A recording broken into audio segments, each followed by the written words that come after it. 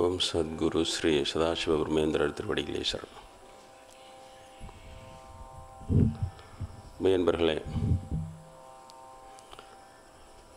ஞாயிற்றுக்கிழமையானால் மாலை வேளையிலே ஓய்வாக அல்லது சாவதானமாக நம்முடைய மனதினுடைய இறுக்கங்களை எல்லாம் தளர்த்தி கொண்டு நிம்மதியாக இறைவனை பற்றி ஒரு சில மணி நேரம் கழிப்பது என்பது ஒரு நல்ல புண்ணியமான செயல். இதில் பெரும்பான்மையான உங்களுக்கு அது வாய்த்திருப்பதனால்தான் தொடர்ந்து அந்த ஞாயிறு ஆனால் வந்து இந்த சத் சங்கத்திலே கலந்து கொள்கிறீர்கள். இந்த மனம் என்பது தான் எல்லாவற்றிற்குமே காரணம் என்கிறார்கள். மனம் இல்லை என்றால் எதுவுமே இல்லை. மனம் என்பது தான் எல்லாவித அவஸ்தைக்கும் காரணம். அதனால்தான் யோகிகள், சித்தர்கள், ஞானிகள் இவர்களெல்லாம் இந்த மனதை அடக்குவதற்கு முயற்சி செய்கிறார்கள். மனம் என்பது ஏனென்றால் துன்பம் என்பதும் இன்பம் என்பதும் அனுபவிப்பது இந்த மனம்தான். ஆனால் இந்த மனதை அடக்கிவிட்டால் அது இன்பத் துன்பத்தை அனுபவிக்காமல் நாமும் அவஸ்தைப்பட வேண்டிய அவசியமில்லை என்று தான் அவ்வளோ முயற்சி செய்கிறார்கள். மனம் என்பது அந்த அளவிற்கு அலையக்கூடியது. அர்ஜுனனே கூட கிருஷ்ணரிடம் கேட்கிறார், கிருஷ்ணா, இந்த மனம் என்பது மிகவும் அலையும் தன்மையாக இருக்கிறது, இது அடங்கும் என்று எனக்கு தெரியவில்லை, எனக்கு தோன்றவில்லை. எவ்வளோ தூரம் இதை அடக்குகிறோமோ அவ்வளோக்குள்ள அதிகமாக அலைகிறது என்றெல்லாம் சொல்கிறார். அதற்கு கிருஷ்ணரும் ஒப்புக்கொள்கிறார், மனம் என்பது அலையும் தன்மை அதுதான் மனம். ஒரு புகையை போய் நீங்கள் இப்படி தான் போக வேண்டும் அப்படி தான் போக வேண்டும் சொல்ல முடியாது. அது பாட்டுக்கு காற்று அடிக்கும் பொழுது அது பாட்டுக்கு எப்படி வேண்டுமானாலும் அதே போல தான் மனம் என்பதும் அது அதனுடைய உற்பத்திக்கிறபோல் அலைந்து கொண்டே இருக்கும். அது அலைபாயும் தன்மையுடைய தான், இல்லை சந்தேகம் இல்லை. ஆனால் தொடர்ந்து முயற்சி செய்தால் அதை நமது கட்டுப்பாட்டுக்குள் கொண்டு வரலாம் என்கிறார் கிருஷ்ணரும். அதனால் அந்த மனதை வைத்து தான் எல்லாமே இருக்கும். மனதை செம்மைப்படுத்துங்கள் என்று சொல்லுவார்கள். பெரும் புண்ணியம் தேவைப்படுகிறது மனதிற்கு. அதனால் சிவசிவ என்று ஜபம் செய்து கொண்டே இருங்கள். எல்லாமே மனம் மனம் மனம் என்றே தான் போய்கொண்டே இருக்கும். அதற்கு பிறகு அது ஆழமாக செல்லும் பொழுது மனோலயம், மனோநாசம் என்று இரண்டு விதமாக பேசுவார்கள் பெரியவர்கள். மனோலயம் என்பது மனதை அடக்கி விடுவது. ஆனால் அது இருக்கும் உள்ளே, ஆனால் அது அமைதியாகிவிடும். மனம் என்பது அமைதியாக ஒடுங்கிவிடும். அது பேர் மனோலயம் என்று பெயர். ஜீவசமாதியில் இருக்கிறவர்கள், மற்ற சமாதி நிலைகளில் இருக்கிறவர்கள் இந்த மனோலயம் என்பது சித்தியாயிரும். 1000 ஆண்டுகள் கூட அப்படியே இருக்க முடியும் அவர்களால்.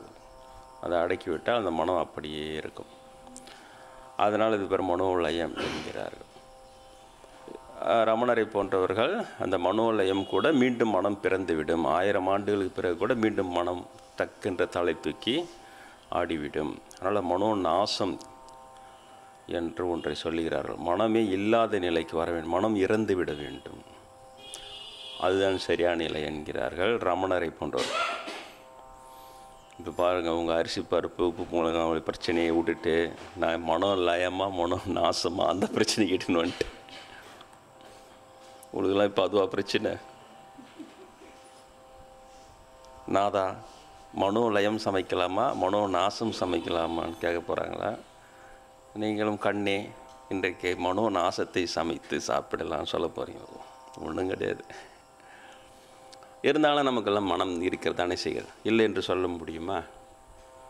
மனம் இருக்கத்தான் செய்கிறது. அந்த மனம் படுகிற அவஸ்தைகள் நாம் பட்டு கொண்டு தானே இருக்கிறோம். அதனால் மனம் உள்ள உங்களிடம் தானே மனதை பற்றி பேச வேண்டும். அதனால் நானும் மனதை பற்றி பேசுகிறேன், வேறு ஒன்றும் இல்லை. உப்புமொழி மூலக சமாச்சாரமே இருந்தால் ஏன் இங்கு வரப்போகிறீர்கள்? அதனால் உங்களுக்கும் அதை தாண்டிய உயர்ந்த விஷயங்களிலே உங்களை அறியாமலேயே அதன் மீது தெரிந்து கொள்வதற்கு ஒரு ஆர்வம் இருக்கிறது. அதனால் தான் தொடர்ந்து வருகிறீர்கள், இல்லையா?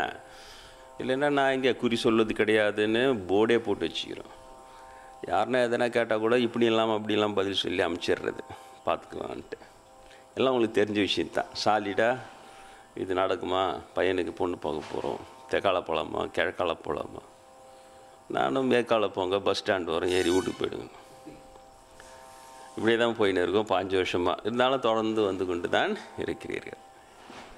அதனால் அந்த உயர்நிலை விஷயங்களிலே உங்களை அறியாமலேயே உங்களுக்கு ஆர்வம் இருக்கிறது என்பதுதான் பொருள். ஏன் அந்த ஆர்வம் இருக்கிறது என்றால், உங்கள் சமாச்சாரம் உங்ககிட்ட மனம் இருக்கிறது. உங்ககிட்ட இருக்கிற ஒரு விஷயத்தை பற்றி தான் பேசுகிறோம். அப்போ உங்ககிட்ட இருக்கிற அந்த விஷயத்தை பற்றி தெரிஞ்சது உங்களுக்கு ஆர்வம் வருகிறது. அந்த மனமே ஆர்வத்தை காட்டுகிறதாக ஏதோ நம்மளை பற்றி பேசுகிறாங்க. மனம் நாசம், மனதை சாவடிச்சுட்டு ஐயோ நம்மளை சாவடிச்சுட்டு வானுங்க பொழுது இதுக்கு போய் நம்ம அது சொல்கிறார். தாய்மானவர் சொல்கிறார், சித்தியெல்லாம் கற்றாலும் சினமிறக்க பெற்றாலும் மனமிறக்க கல்லார்க்கு வாயன் பராபரமேன். சித்திகளெல்லாம் கூட பெற்று விடுவான் இல்லையா? இப்போ நிறைய இப்போ நல்லா வேந்த டிவியில் நல்லா போடுறாங்க, அப்படியே மண்ணை போட்டு விபூதியாக வருது, அப்புறம் அது வருது, சித்துலாம் பூந்து விளையாடுறாங்க இல்லையா? அப்புறம் கரெக்டாக சொல்கிறாங்க. பெரிய பெரிய சாமியாருங்களாம் இருக்கிறாங்க. அப்படியே உனக்கு இந்த சூனியை வச்சுக்கிறாங்க, இதை நீ போய் இப்படி பண்ணு, இந்த இடத்துல பாரு, அப்போ இருக்குது கரெக்டாக. அப்புறம் நல்லா ஆகிடுது அவங்களுக்கு. எனக்கு கூட ஆச்சரியமாக இருக்கும். நல்லா நல்லா செய்கிறாங்க. சித்திகள் எல்லாம் பெற்றாலும் சினமிறக்க கற்றாலும், சில பேர் சினமே இருக்காது. அந்த சாமியாரில் எவ்வளோ போட்டு சிலுவையிலே அரைஞ்சால் கூட பாவிகளை மன்னியும்ன்றார் இயேசுபிரான். அந்த அளவுக்கு சினமே இருக்காது, கோபமே இல்லாத அளவுக்கு பண்ணிவிடுவாங்க. அந்தளவுக்கு கோபமே இல்லாதவங்கக்கிட்ட நம்ம பசங்களை வாலண்டியர் அமுச்சு விடணுன்னு பார்க்குறேன் நான். அப்போது வந்து அவங்களுக்கு கோபம் வருதா வரலையா? எப்படியாப்பட்ட ஆளுங்களையும் கோபம் வர வச்சிடும். அதனால் சினம் இறக்க கட்டுறான். சினமே இறந்துருமா அவங்க கீழே. நீ என்ன பண்ணாலும் சரி, எவ்வளோ விருப்பத்தினாலும் ஒன்றுமே செய்ய முடியாது. இங்கே கூட முன்னெல்லாம் திட்டின்னு போகிறவங்க இப்போ கொஞ்சம் ஆசிரமாக அது இதுன்னு எனக்கு கொஞ்சம் ஆண்டவன் கொஞ்சம் ஆளுங்க சப்போர்ட்லாம் சேர்த்து விட்டானால இப்போ என்னை யாரும் நேராக திட்டுறது கிடையாது. இப்படிலாம் நேராக திட்டுவான். நான் தனியாக உட்காந்து இருக்கும்போது அதையும் சேர்த்து திட்டுவான். எம்மான் திட்டினாலும் உரைக்க மாட்டேன் அந்த சாமியாருக்கு. ஏன்னா அதையும் சேர்த்து திட்டு போயிடுவான். ஏன் சினமிறக்க கற்பது. குருநாதர்கிட்ட போனால் டாலரன்ஸ் என்பதை பயிற்சி செய்து நல்ல வாய்ப்புன்னு சொல்லி அனுப்பிச்சுட்ருவார். சரி சொல்லிட்டு வந்து சினமிறக்க கற்பது. சித்தியெல்லாம் பெற்றாலும் சினமிறக்க கற்றாலும் மனம் இறக்க கல்லார்க்கு வாயன் பரபரமை. எப்போ ஆன்மீகம் ஒருத்தன் பேசணுன்னா மனம் இறப்பதற்கு அவன் கற்றுக்கொள்ள வேண்டும். அந்த மனம் செத்து போகிறதுக்கு யார் கற்றுக்கலையோ அவன் வந்து எதுக்கு வாய் நத்துக்கு அவனுக்கு அவன் பெரிய பெரிய ஆன்மீகம் ஏன் பேசுகிறான்றார் தாய்மான சுவாமி. நான் பிராமின் சுவாமிகள் 4வது வர்ணத்தை சேர்ந்தவர், பெரிய மகான். சமாதி அடையும் போது 2 இடத்துல ஜோதி காட்டுறார். தன் சீடனுக்காக இன்னொரு இடத்துல கூட ஜோதி காட்டி சமாதி அடையார். ரொம்ப பெரிய மகான், சதாசிவமேந்தருடைய சீடர். அப்போ அந்த மனம் என்பது இறக்க வேண்டும். ரமணராக தான் சொல்கிறார், மனம் என்பது நாசம் என்றால் இறத்தல். மனோ நாசம் தான் சிறந்தது. அப்போ மனம் முளைக்காது. அப்போ அந்த மனம் இறந்து விட்ட பிறகு இருக்கிறது என்று சொல்கிறார். பெரிய சப்ஜெக்ட் தான் இது. இப்போ என்னை போல் இருக்கிறவங்களுக்கு வந்து இது பெரிய சாஸ்திரம் படித்து வரவங்களுக்கு அந்த அழகாக சாஸ்திரம் பிரகாரம் அதெல்லாம் விளக்கம் சொல்லுவாங்க. என்னை போல் அப்படியே இல்லை நம்மளை போல் நம்மளுக்கெல்லாம் யார் நான் பிராமணிக்கு யார் இப்போலாம் சாஸ்திரம் சொல்லி பிறந்த உடனே உங்களை எடுத்தும்போது 7 வயசில் பூணூல் கல்யாணம் பண்ணி 8வது வயசில் ஒரு வேத பாடசாலையில் சேர்த்து இப்படியே நடத்துன்னு வராங்க. நம்மளை ஒன்றும் தெரியாது. ஆனால் நம்மளுக்கு எதுவுமே தெரியாது. நம்மளுக்கெல்லாம் இயற்கையாக அம்மா அப்பான்னு வேண்டித்தான். உடனே அம்மை வந்து நமக்கு வழி நடத்துகிறாள், அப்பன்னு வந்து வழி நடத்துகிறாள். அவ்வளோதான், சரியாக போகுது. அதே போல் எனக்கு இந்த மனோநாசமும் தெரியாது, மனோலயமும் தெரியாது. அப்படியே வளர்ந்தவன் தான். அது எதுவும் தெரியாத தொட்டு அது ஒரு நல்லதாக போச்சு. ஜாதியிலையும் பிராமணா பிறக்க தொட்டு இன்னும் நல்லதாக போச்சு இல்லையா? அதில் பிறப்போனால் அப்புறம் பிராமண ஜாதி தான் வசதின்றதும் இல்லைன்றதும் வசதின்றதும் இல்லைன்றதும் இதுக்கே வீணாக போயிடுது. அப்புறம் வசதி தான் நிரூபிக்கிறதுக்காக என்ன நான் கண்டுபிடிக்கிறதும் இல்லைன்றவங்கிட்ட போய் வம்பு அடிக்கிறதும் இப்படியே அதில் கூட வீணாக போயிடுது.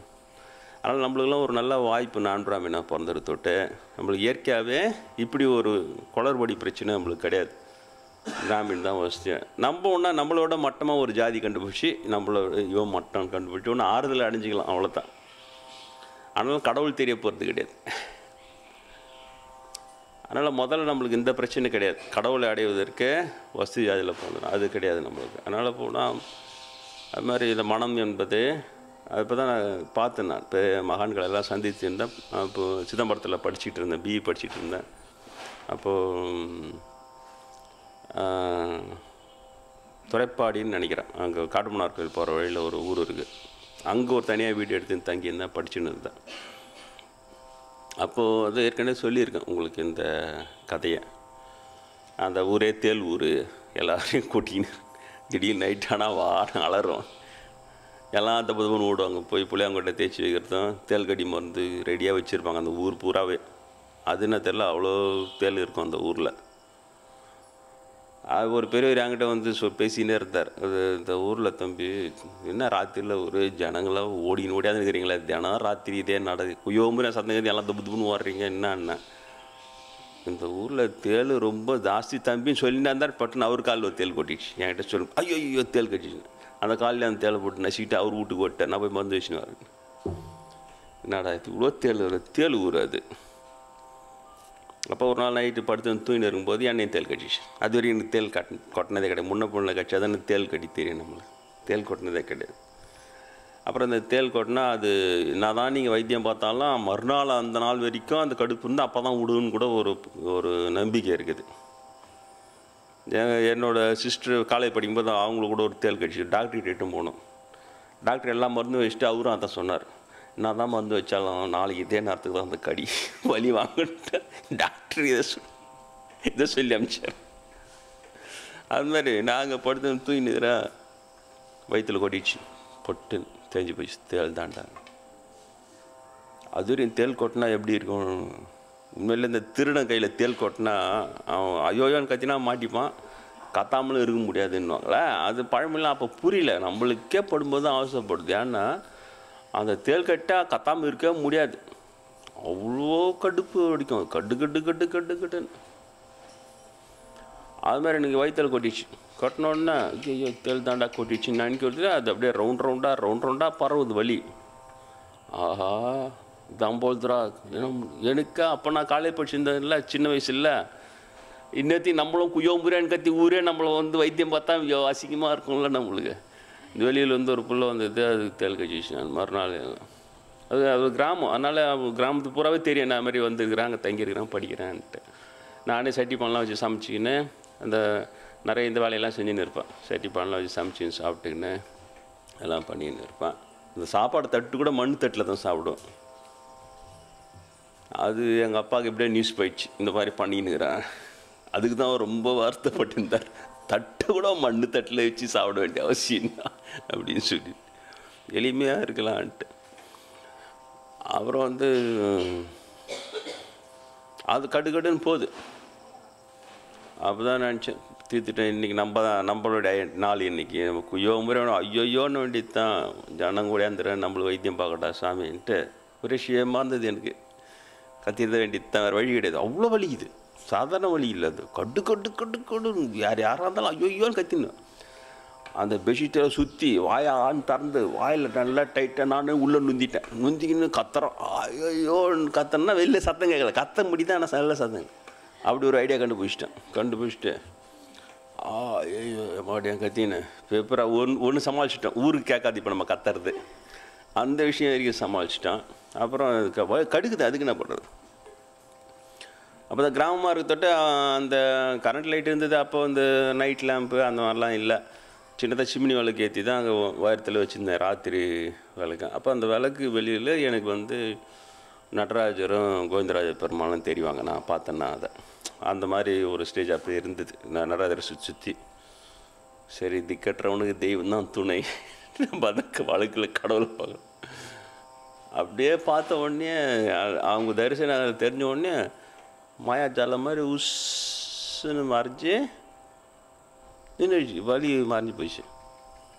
என்னடா இது, வலி மாறேன்னு நினைக்கல, பார்க்கலான்னு நினச்சா உண்மையிலே மறைஞ்சி போச்சு. அது ஒரு அதிசயம் தான், இறைவன் அடுத்தின அதிசயம் தான் அது. அப்புறம் வாயில துணியெலாம் எடுத்துட்டேன்.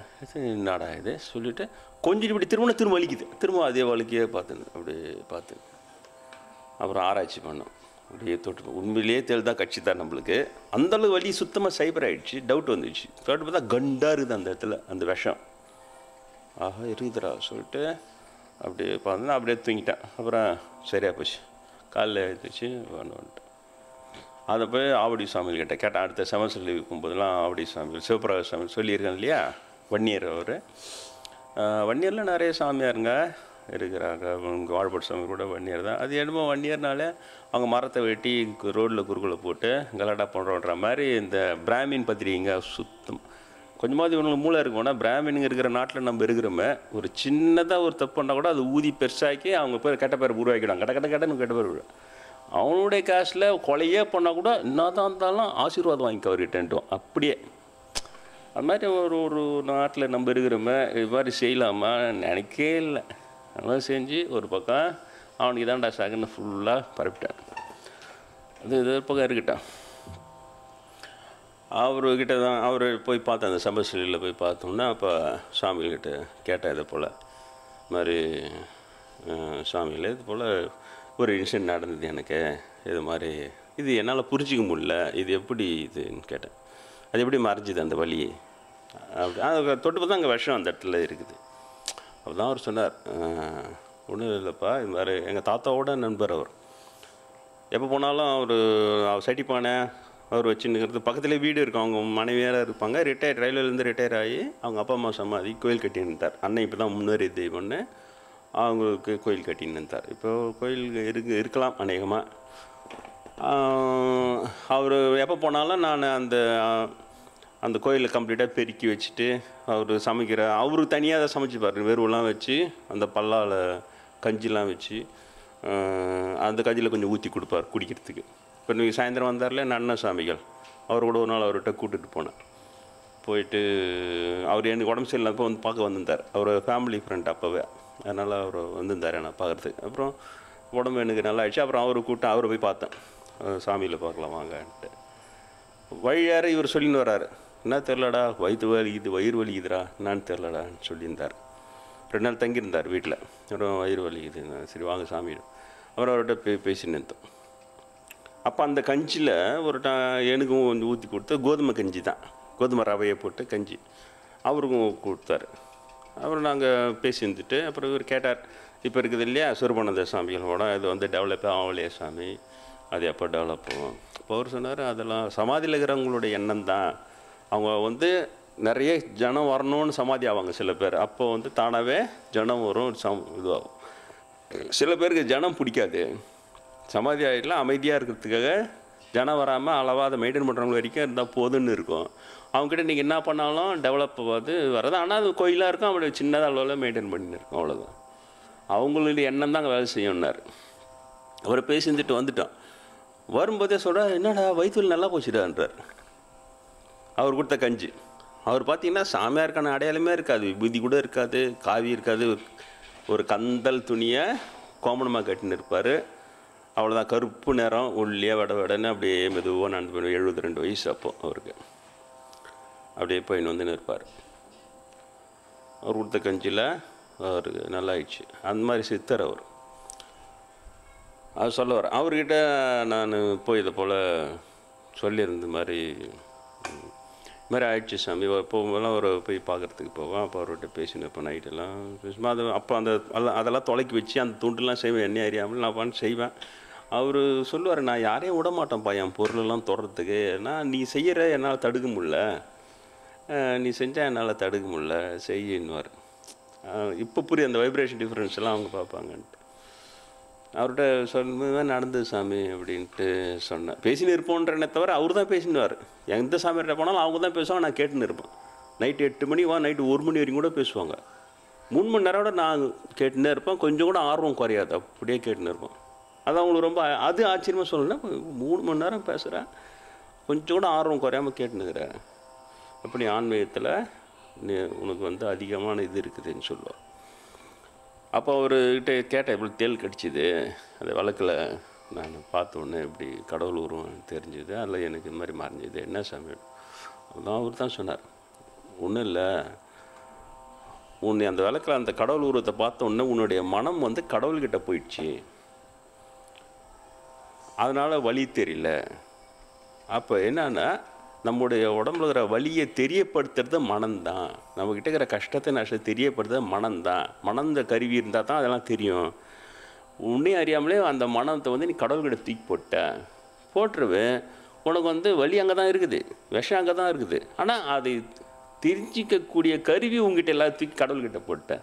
அப்போ அங்கே இருந்தாலும் உனக்கு அது இப்போ ஆப்ரேஷன்லாம் பண்ணுறான் இல்லையா, அது மயக்க ஊசி போட்டுடுறான், மயக்க ஊசி போட்டு அறியிறான் சருன்னு இல்லையா, அரிச்சு பீஸ் ஆகிறான் உடம்ப. அப்போ அந்த வரியும் போது அந்த வலி அந்த துடிப்பு எல்லாமே தான் இருக்குது. ஆனாலும் அதை தெரிஞ்சிக்க முடியாத அளவுக்கு மயக்கி விட்டுறான், அந்த நரம்புகளெல்லாம் அடிச்சிட்டோன்னா அது அந்த வலியை தெரியப்படும். ஆனால் வலிலாம் இருக்குது. இதே மெத்தடு தான் அங்கே வந்து அந்த மனம் தான் அதை தெரியப்படுத்து. அந்த மனதை தூக்கி போட்டோன்னே உனக்கு வந்து அந்த வலி அங்கே தான் இருக்குது. அப்போ தான் எனக்கு அது புது அனுபவம். அந்த மாதிரி மனதை தனியாக ஒரு பொருள் போல் வெளியே எடுத்து போட முடியுமா? போட முடியும். அப்புறம் அதுக்கப்புறம் தான் பிரம்மேந்திர கிளாஸ்லாம் வரும்போது அவர் சொன்னார், மனதை தனியாக ஒரு பொருள் போல் வெளியே எடுத்து போட முடியும் கடவுளுடைய அனுகிரகம் இருந்தால். இப்போ எனக்கு நிறையாமல நான் தூக்கி போட்டேன்ல அந்த கடவுள். அப்புறம் அவர்கிட்ட இன்னொரு கேள்வியும் கேட்டேன். இப்போ நீங்கள் சொல்கிறீங்களே சாமி, மனசை நீங்கள் வந்து போட்டேன்ற, நம்ம அந்த மனசை வச்சு தான் நினைக்கிறோம், போகிறோம் வரோம், எல்லாம் சாப்பிட்ணும், தூங்கணும், போகணும், அவங்ககிட்ட சண்டை போடணும், ஆத்திரப்படுறது இல்லையா, அவங்ககிட்ட ஃப்ரெண்ட்ஷிப் வச்சுக்கணும், அவங்ககிட்ட கடன் வாங்கணும், இவங்ககிட்ட கொடுக்கக்கூடாது, அதை எல்லாம் மனசை வச்சு தான் கால்குலேஷன் போட்டு நிற்கிறோம், வாழ்ந்துன்னு இருக்கிறோம். ஆனால் நான் வந்து உடனே ஆராய்ச்சி பண்ணுறேன்னே, எனக்கு வந்து வலி இருக்குது அந்த இடத்துல, அப்போ கண்டா விஷம் அங்கே இருக்குது, தொட்டு பார்க்குற இருக்குது. அப்போ இதெல்லாம் எப்படி பண்ணுறேன்? மனம் இல்லாமல் என்னால் எப்படி இதெல்லாம் செய்ய முடியும் இல்லையா? மனசு இருந்தால் தானே, மனசை வச்சு தான் நம்ம இதெல்லாம் செய்கிறோம். அப்போ மனம் இல்லாமல் இது எப்படி சொன்னால், அப்போ தான் அவர் புதுசாக ஒரு விஷயம் எனக்கு சொன்னார். அறிவை கொண்டு செய்கிற நீ, மனம் இல்லாமலே அறிவை கொண்டு மட்டுமே இயங்க முடியுன்றதை அவர்கிட்ட தான் கற்றுக்கணும். அப்போ எனக்கு அனுபவமானதுக்கு அப்புறம் அவர்கிட்ட விளக்கம் கிடைக்குது. புரியுதா? மனது அங்கே போயிடுச்சு, போட்டோன்னே ஆராய்ச்சி பண்ணுதில்ல, நம்மளுக்கு வலிக்குது, நம்ம இப்போ வலி நின்றுடுச்சு, அப்போ நம்ம தொட்டு வர கண்டாருது, அங்கே விஷம் இப்போ இருக்குது, எப்படா இதெல்லாம்ன்ட்டு யோசனை பண்ணுதில்ல. இப்போ இதெல்லாம் எப்படி சாமின்னு கேட்டேன். மனசு இல்லாமல் இதெல்லாம் எப்படி நான் பண்ணுறேன்னா, அதான் சொன்னார், அறிவை கொண்டு செய்கிற நீ. அவர் எவ்வளோ அனுபவம் பார், மனம் இல்லாமல் அறிவை கொண்டு மட்டும் செய்ய முடியும். இதனால தான் நல்லாரை காண்பதும் நன்றே. நான் எங்கன்னா ஒரு 30 வருஷத்துக்கு முன்னால் அவர்கிட்ட கற்றுன படத்தை நீ உங்ககிட்ட பேசுகிறேன். ஏன் அந்த பாடம் சாதாரண பாடம் கிடையாது, அவ்வளோ ஒரு அருமையான ஒரு பாடம், அது அவ்வளோ ஒரு மதிப்பு வாய்ந்த ஒரு அறிவு அனுபவ பாடம் எனக்கு அது. அதனால தான் அதை சொல்கிறாங்க, நல்லாரை காண்பதும் நன்றே, நல்லா சொல் கேட்பதும் நன்றே. அன்றைக்கி நான் சின்ன வயசில் கேட்ட அந்த பாடம் இன்னும் உங்ககிட்ட எடுத்து பேசுகிறேன். அதை அப்போ நான் கால்குலேஷனாக பாடல, இப்படிலாம் சாமியாராகவும் அவங்க கூட்டலாம் உட்காந்து பேசுவேன். ஆனால் இன்றைக்கி உபயோகப்படுது. ஏன்னா ரொம்ப ஆச்சரியமாக இருந்தது எனக்கு. இப்படி ஒரு அனுபவத்தையும் இறைவன் கொடுத்தான். அந்த அனுபவ விளக்கத்தை ஒரு அடியார் மூலமாக இறைவன் வந்து எனக்கு வந்து சொல்லி கொடுத்தா அவர் சொல்கிறது சரியாக இருக்குது. அப்போ மனம் இல்லாமலே வாழ முடியும். அப்போ ஒரு பிரம்மஞானி பற்றி சாமிகள் சொல்கிறார், மனமற்றவன் பிரம்மஞானி. மனம் இல்லாமல் நீ எப்படி வாழ முடியும்னு நீங்கள் கேட்கலாம். வாழ முடியும். மனமற்றவன் தான் ஞானி, ஆனால் அவன் கல் நெஞ்ச காரணம் இல்லைன்னு அதையும் சொல்லியிருப்பார். தெரியுதா? எவ்வளோ ஒரு நுணுக்கமான ஒரு விஷயம். அதனால தான் மனம்னு இப்போ அதுக்கப்புறம் திரும்ப மனம் என்கிட்ட வந்துடுது இல்லையா, அதுக்கப்புறம் வழியெலாம் தெரியுது.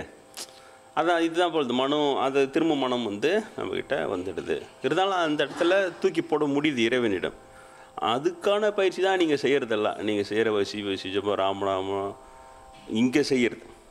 இங்கே நான் வேறு எதனா சொல்லிக் கொடுக்குறேன். நீங்கள் எல்லோரும் ஒரு யாக குண்டம் கட்டுங்க, இதில் தினம் ஜீபூம்பா நீன்னே வாங்க, 5 வருஷம் செஞ்சுக்கலாம், இந்த ஜீபூம்பா வந்து உனக்கு ஒரு மோதிரம் கொடுக்கும். அதையா சொல்லி கொடுக்குறேன் இல்லையா? இல்லை வேறு எதனா ஒரு மந்திரம் எதிர்த்து விட்டுக்காரன் இந்த மந்திரத்தை சொல்லி சக்கரம் போட்டு ரவுண்ட் அடிச்சு ஏற்று ஒரு படக்குன்னான்னா அவன் ஒரே நாளில் புட்டுன்னு போடுவான். அதையா சொல்லி கொடுக்குறேன். இந்த மாதிரிலாம் எதையுமே நான் சொல்லிக் கொடுக்குறேன் இல்லையா? அப்போ நான் வேறு என்ன சொல்லிக் கொடுக்குறேன்? ராமராமா சொல்லிக் கொடுக்குறேன், சிவா ஜப்பம் சொல்லிக் கொடுக்குறேன், தியானம் சொல்லிக் கொடுக்குறேன். ஏன்னா எல்லாம் இந்த ஒரு விஷயத்துக்கு தான். நீங்கள் எதை வச்சு துன்பப்படுறீங்க? தேல் கட்சியாக தான் துன்பம் இல்லை, மனசில் இருக்கிற காயம் எல்லாமே துன்பம் தானே. உலகியல் விவகாரங்கள் உங்களை மனசை தானே துன்புறுத்தினுக்குது. அப்படி நீங்கள் துன்பப்படும் போது என்ன அளவுக்கு உங்களால் அந்த கடவுள்கிட்ட மனசை கொடுக்க முடிஞ்சால் நீங்களே தப்பிச்சுடுவீங்கள்ல. மனமோ உடம்போ உங்களுக்கு துன்பம் சொல்லும் பொழுது அதை தூக்கி இதே போல் கடவுள்கிட்ட உங்களால் போட முடியும்.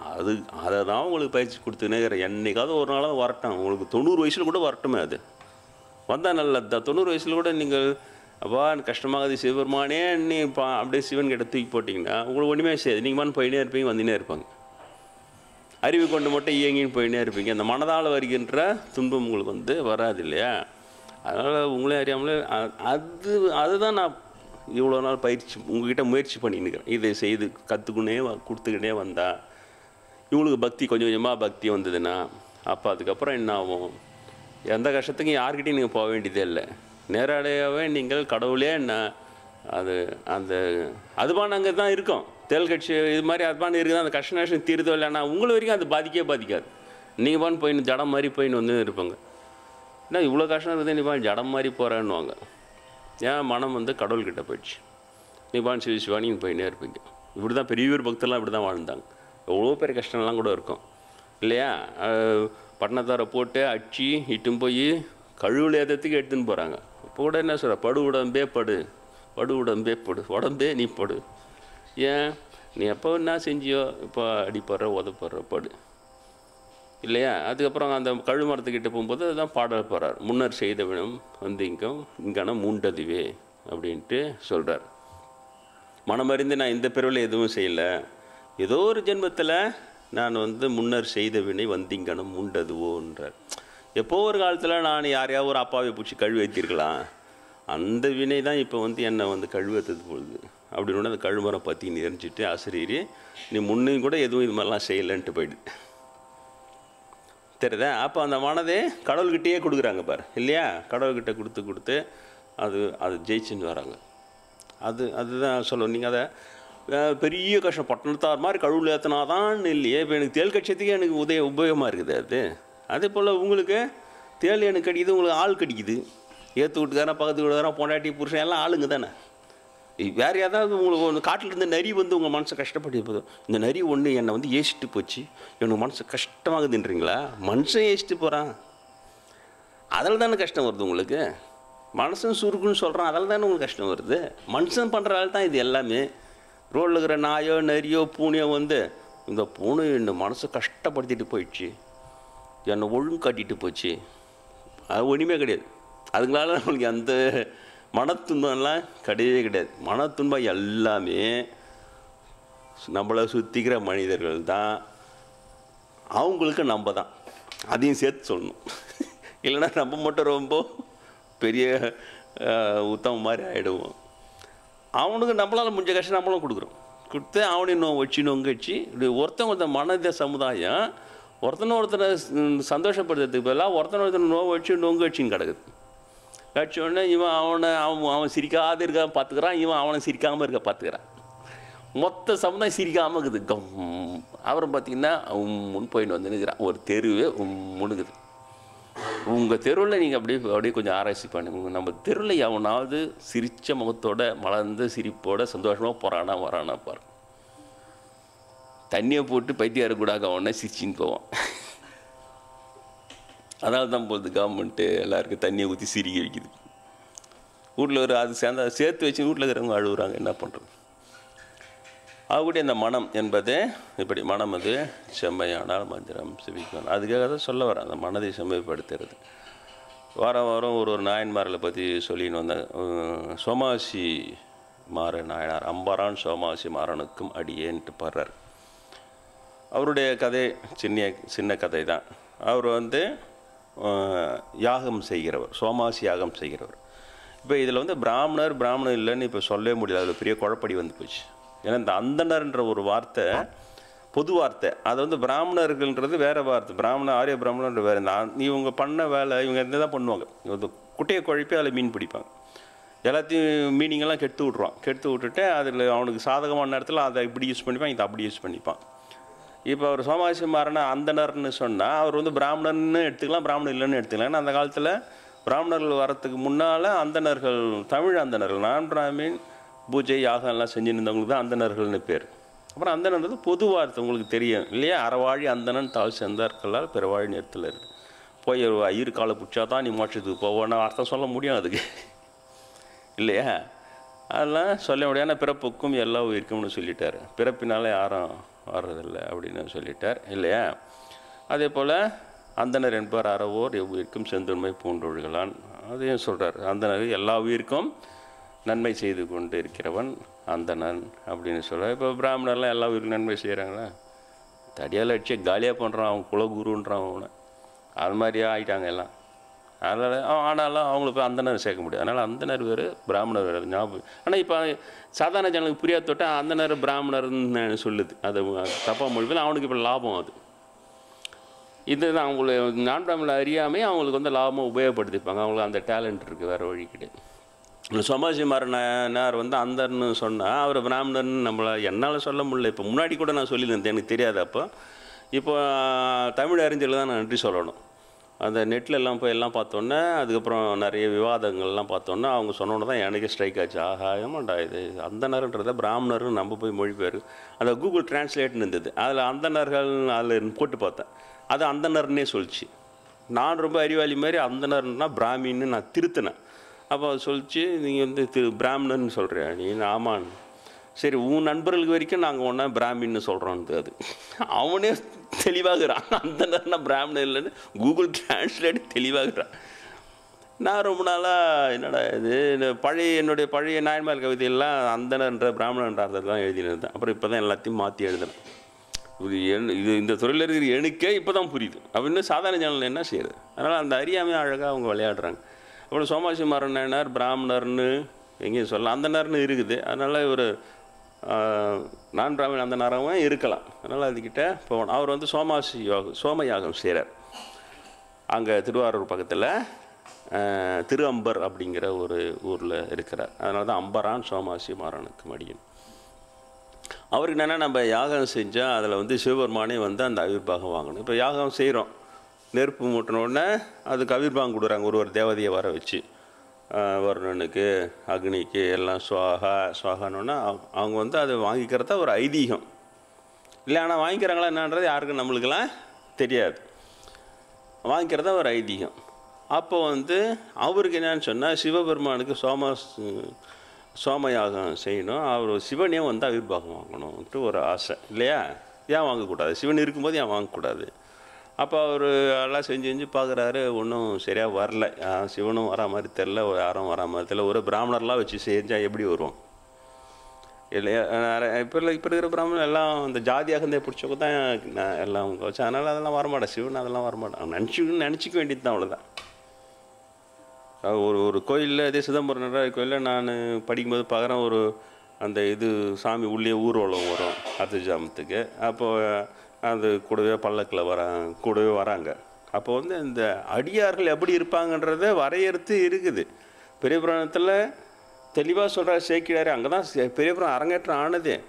அடியார்கள் இப்போ கூட சொன்னால ஆவடி சுவாமிகள் சிவபுராண சுவாமிகள் கந்தல் துணி கோமணமாக கட்டின்னு இருப்பான். அவர் ஆடையும் கந்தலேன்னு அவர் சொல்கிறாரு தெளிவாக. அடியார்கள் ஆடை கந்தலாக இருக்கும், கைத்திரு தொண்டையே தனது உயர்வாக எண்ணிக்கொண்டு இருப்பார்கள்னு சொல்கிறார் தெளிவாக. ஆனால் அதெல்லாம் யார் காண பண்ணு? அப்போ தான் வடக்கிலேருந்து ஒரு யங்ஸ்டர், அப்போ ஒரு 25 வயசு ஒரு இளைஞர், அவர் வந்து நல்லா தெரியுது ஒரு பக்திமான். அவங்க வந்து சுற்றின்னு வரும்போது அவங்களாம் சோப் போட்டு ஷாம்பு போட்டு குளிச்சுன்னு வருவாங்க இல்லையா? அவங்க மேலேருந்து வேறு ஸ்மெல் வரதான் செய்யும். அந்த மாதிரி அவர் வந்து அந்த அவரே ஆஹான்னு தமிழ் தெரியல, வடநாட்டு இது சொல்லின்னு இது வர. ஆனால் அங்கே அந்த பிராமணர்கள் அன்றைக்கி பண்ண அட்டகாசம் எனக்கு ரொம்ப அருவறுப்பாக இருந்தது.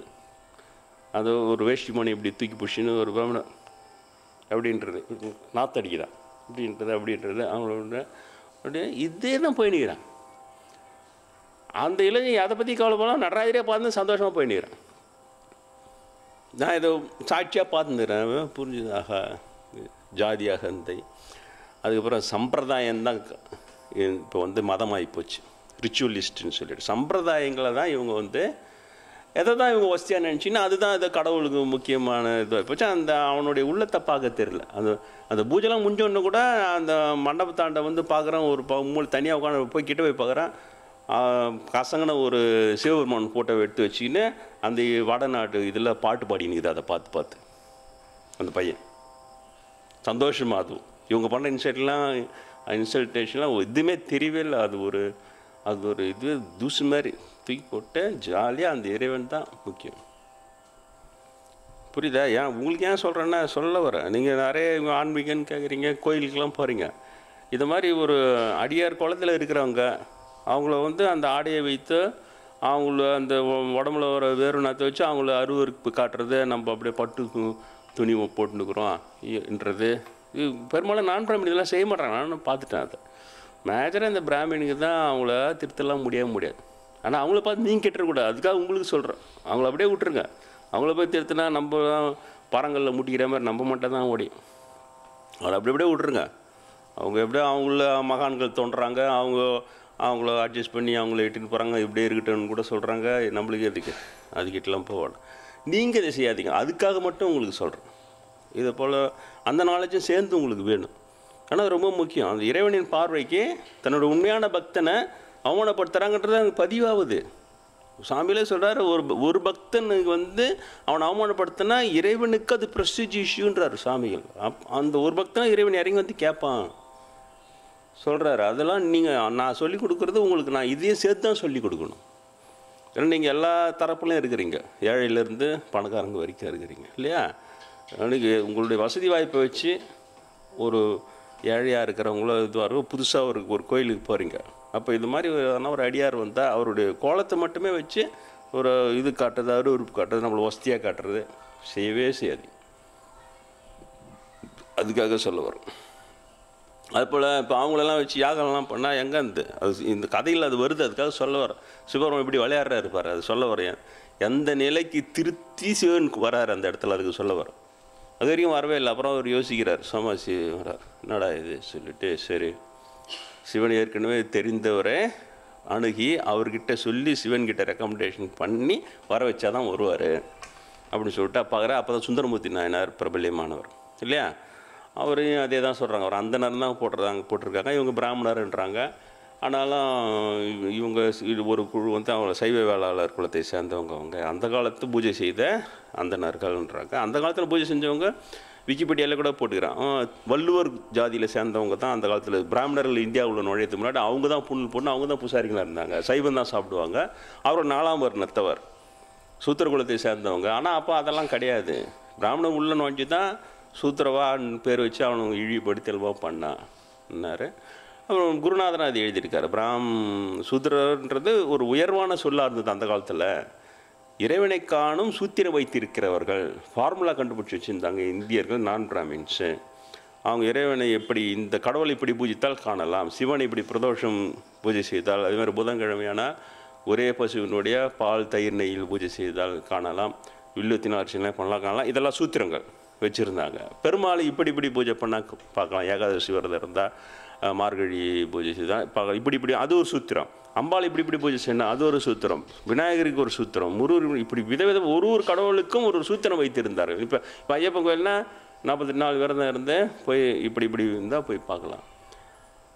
இதை சூத்திரம் வைத்திருந்ததுனால வெளியிலேருந்து வந்த ஆரிய பிராமணர்கள் ஒரு சூத்திரம் வைத்திருக்கிறார்கள்னு சொல்லிட்டு சூத்திரர்கள்னு கூப்பிட்டாங்க. மரியாதைக்குரிய சொல்லாக இருந்தது அது சூத்திரர் அப்படிங்கிறது. அதுக்கப்புறம் தான் தெரிஞ்சு அவங்க நல்லா ஊற அதுக்கப்புறம் அதை சுதரான்ட்டு அப்புறம் சுதரவான்னு அதை இழிவாக பேசி கொஞ்சமாக அவங்க எப்படி தெரியும், கொஞ்சமாக நோத்தி கீழே தள்ளிடுவான். அப்படி தள்ளின விஷயம் தான் அந்த சுதரவான்ற இது. குருநாதர் ஆரிய பிராமணராக இருந்தால் போல்டாக எழுதுறார், நான் உண்மையின் அடிமை, ஜாதியின் அடிமை இல்லை. அதனால தான் இன்றைக்கி நாம் எல்லாமே ஒரு சமாதி அடைஞ்சால் அவ்வளோ அழுவுறையா நான் பிராமணன் வாழ வேண்டிய அவசியம் இல்லை. அவ்வளோ பெரிய மகான் பிராமணா பிறந்தோம் க்ளீனாக, நான் உண்மையின் அடிமை, ஜாதியின் அடிமை இல்லை, இதுதான் உண்மை. பிராமணர்கள் உள்ளே வரதுக்கு முன்னாலே நான் பிராமின் ஏற்கனவே வைத்திருந்த கடவுள் தான் இப்போ இருக்கிற கடவுள்கள். அப்போ இந்த இவ்வளோ கடவுளையும் நான் பிராமின் பூஜை பண்ணது இவ்வளோ கடவுளுக்கும் இன்றைக்கி கருவறையில் பூஜை செய்யறதுக்கு அவ்வளோ நான் பிராமனுக்கு தகுதி இல்லை, எல்லா இடத்துலையும் பிராமின் தான் தகுதின்னு நான் வச்சுன்னா அது எவ்வளோ பெரிய அநியாயம் இல்லை? அநியாயம் செய்ய முடியுது அவங்களால. இவன் மாங்கா மாடையனுங்களா, அது வேறு வழியே இல்லைன்னு அதை ஏற்றுக்கின்னு போகிறான். ஏற்றுன்னு போட்டால் வரட்டும், அதை ஏன் பேசக்கூடாது? நான் குருநா ஆரிய பிராமணராக இருந்து இந்த அளவுக்கு உண்மையை போல்ட்டாக சொல்லும்போது நான் பிராமணன் நான் ஏன் அதை எடுத்து சொல்லக்கூடாது இல்லையா? அதனால தான் சொல்லின்னு வரேன். அதெல்லாம் இல்லை, ஏகப்பட்ட போய் கலந்து எடுத்து விட்டு தான் கடவுளே வர்றது கிடையாது வெளியில். அதுமாதிரி சோமாசி மாதிரி இந்த மாதிரி பிராமணர்கள் வச்சு செஞ்சார் என்னன்னு தெரில, சிவன் வரல. அப்புறம் சுந்தரமூர்த்தி நாயனார் அவர் அந்தனரோ பிராமணரோ அது கூடி கலப்பு திருமணம் செய்து வைத்தார். அந்த கதை உங்களுக்கு தெரியும். சிவபெருமானே பதியிலார் குளம் பறவை நாச்சியார் திருவாரூரில் செஞ்சு வைக்கிறார். இன்னொரு பெண்ணை சூத்திர குலத்தை சேர்ந்தவர், அவர் அந்த சூரிய இதில் திருவொத்தியூரில் அந்த அம்மாவை வந்து திருமணம் செய்து வைக்கிறார். 2 பேருமே 4ஆம் வர்ணத்தை சேர்ந்தவர். அவர் பிராமணராக கூட இருக்கட்டும், இவ்வளோ பெரிய கலப்பு திருமணத்தை 8ஆம் நூற்றாண்டிலே செஞ்சு வைக்கிறார். சிவனை முன்னின்று சொந்த தாய் திருமணத்தை தடுக்கிறார். தடுத்தாட்கொண்ட புராணம் இங்கே தான் இருக்குது. தடுக்கிற சொந்த தாய் திருமணம் ஆனான்னு அப்போவே சிவன் செஞ்சான். நம்மளுக்கு தான் தெரியுமே, சிவனெல்லாம் கோட்டை விட்டுருவோம். பெரியவங்க கடவுள் சொன்னதெல்லாம் நம்மளுக்கு வந்து ஏறவே ஏறாது. ஜாதியான்னு சொன்னால் அது மட்டும் ஏறும். அவன் ஜாதி இருன்னு கொலைவை கொட்டுற மாதிரி ஆமாம் இருக்குது. நம்ம ஜாதியில் தான் பண்ணிக்கணும். இப்போ சிவனே வானான்றதை அதை பற்றி கவலைப்பட மாட்டோம். அது போட்டோம். அதுக்கூடி அந்த சுந்தரமூர்த்தி நாயனார்கிட்ட வரார். வந்து சரி இவருடைய ரெக்கமெண்டேஷன் இருந்தால் தான். அப்போ ஒரு பெரியவங்கிட்ட போய் ஒரு உதவி கேட்கணும். சும்மா நேராக போய் நான் சுந்தரமூர்த்தி நாயனார் எனக்கு ஒரு ஹெல்ப் பண்ணா அப்படிலாம் கேட்க முடியாது. அதனால் அவங்க மனசு சந்தோஷப்படுத்தி அவங்களுக்கு வந்து நம்ம ஒரு வரம் கேட்கணும்னு சொல்லிட்டு அவருக்கு எது பிடிக்குன்னு பாரு. சுந்தரமூர்த்தி நாயனாருக்கு தூதுவளை கீரை ரொம்ப பிடிக்குமா. இப்போ நம்ம தூதுவளை சாப்பிட்டா அந்த ஞான மூலிகைனே பேர். அது ஞானத்துக்கு வழிவகுக்கும்லாம் சொல்கிறாங்க. அது அந்த சளி தொல்லை இருக்கிறவங்க எல்லாமே அந்த தூதுவளை, அவருக்கு தூதுவளை துவையல் வந்து ரொம்ப பிடிக்கும். தூதுவளை ரொம்ப சீக்கிரம் கிடைக்காது. அது ரொம்ப அரிதாக தான் கிடைக்கும். ஆனால் சிட்டியில் கிடைக்குது. எல்லா கீரையும் சிட்டியில் கிடைக்குது. எல்லாம் காசு எல்லாம் அங்கே ஏற்றுமதி பண்ணிடுறான். கிராமத்தில் இருக்கிறவங்களுக்கு அதோட அருமை தெரியாதான். நம்ம தோட்டம் வெளியிலேயே இருக்கோம், அதை பற்றி கவலைப்படுறதே கிடையாது. தூதுவளை சாப்பிட்டு கிராமத்தில் இருக்கிறீங்க நீங்கள் எத்தனை பேர் நீங்கள் தூதுவளை கீரை சாப்பிட்டுக்கிறீங்க பாருங்கள். எனக்காக சளி பிடிச்சா அப்போ ஒரு 4 இலையை மட்டும் நசுக்கி ரசத்தில் போகிறது அவ்வளோதான். ஆனால் தூதுவளை கீரை கொஞ்சம் உடம்புக்கு உஷ்ணத்தை கொடுக்குன்னு தான் அது. ஆனாலும் ஞானத்துக்கு அது நல்லதுன்னு அவர் தினமே அதை சாப்பிடுவார் சுந்தரமூர்த்தி நாயனார்.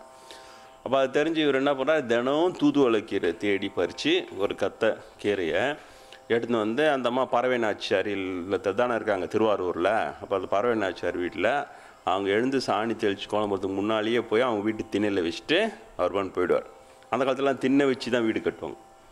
யாருன்னா போகிறவங்க வரவங்க திடீர்னு ஒரு வழிப்போக்கர்கள் தூக்கிட்டு ரெஸ்ட் எடுத்துகிட்டு போனோம்னா அந்த திண்ணையில் படுத்து தூங்கிட்டு காலையில் எழுந்து சம்பான்னு போயிடுவோம். இப்போலாம் திண்ணை வச்சு கட்டுறதும் கிடையாது. ஒருவேளை திண்ணே கட்டால் கூட அங்கே இவன் குடியேறிடுறான். வழிப்போக்கு குடியேறி நான் 8 வருஷமாக குடியேறினா குடியேறினவங்க தான் அந்த திண்ணை சொந்தம்ன்ட்டு கேஸே போட்டுறான்.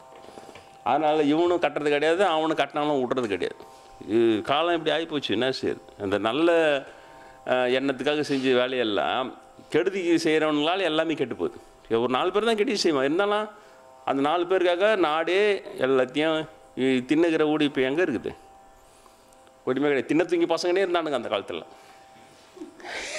திண்ணையில் பொழுது தூங்கி கிடப்பானு பொழுது கொஞ்சம் ஒன்று கூட தின்ன தூங்கி கிடக்கிறாங்க. இப்போ தான் திண்ணையே கிடையாது. அதனால் எங்கே நல்லா தூங்குறது. ஆனால் அவர் வந்து திண்ணையில் வந்து அந்த தூதுவளை கீரை வச்சுட்டு போகிறார். அந்த மாதிரி காலையில் எழுந்து பறவை நாச்சியார் சாணி தெளிக்கு வந்தால் தூதுவளை கீரை இருக்கும். அப்புறம் அவருக்கு சமைச்சு சாப்பிட விடும். அப்புறம் சுந்தரமூர்த்தி நாயனார் கேட்குறாரு, இது எப்படி தூதுவளை கீரை தினம் கிடைக்காது, நீ தினம் தூதுவளை கீரை எனக்கு சமைச்சு பாரு, இது எப்படி கிடைக்கிது உனக்கு அப்படின்ட்டு. அந்த மாதிரி நல்லா சமைச்சு போடும். தூதுவளை கீரையே சமைச்சு நல்லாகுதுன்னு சொல்லணும் கூட்டுக்காரங்க. 4 இலையை நசுக்கி போட்டுருது வேறு ரசத்தில்.